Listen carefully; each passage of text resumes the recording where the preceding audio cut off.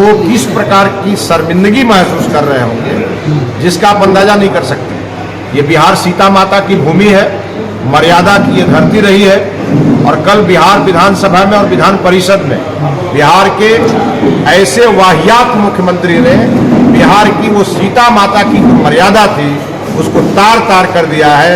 ऐसे मुख्यमंत्री को पद पर रहने का 1 मिनट भी अधिकार नहीं है।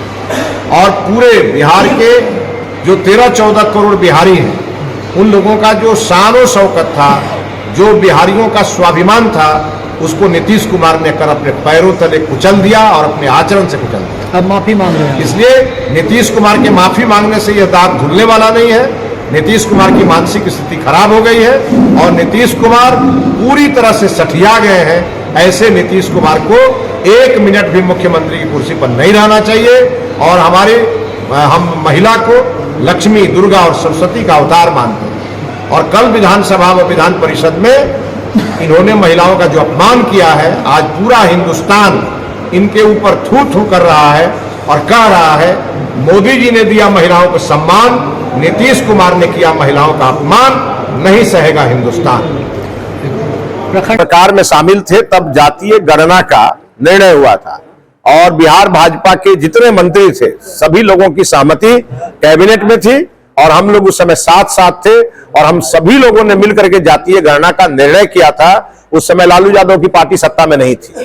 अब रही बात की जो जातीय सर्वे का जो आंकड़ा प्रकाशित हुआ है और जो आर्थिक सर्वेक्षण का रिपोर्ट आया है, उसमें एक बात जो सबसे आश्चर्यजनक आया है कि अगर बिहार में 36% आबादी अति पिछड़ों की है तो नीतीश कुमार और लालू यादव बताएं कि 33 साल के उनके शासन में 0.98% ही अति पिछड़ों को नौकरी क्यों मिली। ये सबसे बड़ा सवाल है। और ये सबसे बड़ा सवाल है कि अभी भी शिक्षा में सबसे पिछड़ा हुआ हमारा अति पिछड़ा क्यों है, अभी भी डिजिटल शिक्षा में पिछड़ा हुआ हमारा अति पिछड़ा क्यों है। और कहीं ये साजिश तो हमारे अति पिछड़ा समाज के साथ और ओबीसी समाज के साथ तो नहीं हो रही है।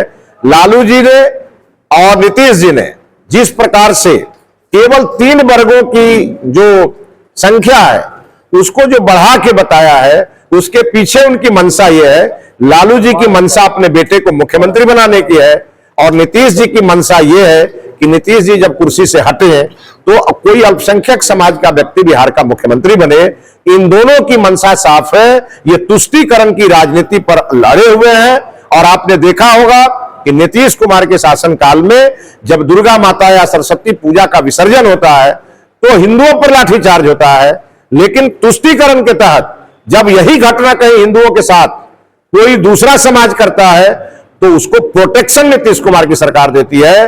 पूरी तरह तुष्टीकरण में यह सरकार लगी है और इनका एक ही उद्देश्य है, अति पिछड़ा को नहीं आने दे, अति पिछड़ा को समृद्ध नहीं होने दे, चाहे वो पॉलिटिकल समृद्ध हो, चाहे वो इकोनॉमिकल समृद्ध हो, चाहे वो हर प्रकार से सामाजिक रूप से समृद्ध हो। और मेरा ये आरोप है नीतीश कुमार और लालू यादव पर, इन लोगों ने 36% अति पिछड़ों के साथ अन्याय किया है।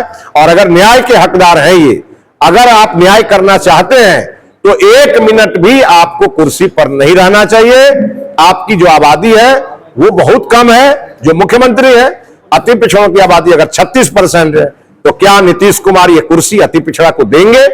बिहार भारतीय जनता पार्टी जब सरकार में थी तो एक अति पिछड़ा हमने उप मुख्यमंत्री बनाया था, एक हमने पिछड़ा को उप मुख्यमंत्री बनाया था, हमने अपने प्रधानमंत्री पिछड़ा अति पिछड़ा से बनाया है, हमने बिहार का राज्यपाल अति पिछड़ा से बनाया था, हमने देश का उपराष्ट्रपति अति पिछड़ा से बनाया है।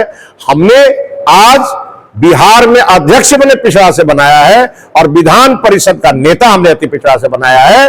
भारतीय जनता पार्टी अति पिछड़ों को आगे बढ़ा रही है और नीतीश कुमार लालू यादव अति पिछड़ों के हर प्रकार के विकास को रोक रहे हैं। यह सरकार अति पिछड़ा की विरोधी है और इसीलिए आदरणीय अमित शाह जी ने मुजफ्फरपुर में आकर ऐलान किया है और इनके ऊपर हमला बोला है।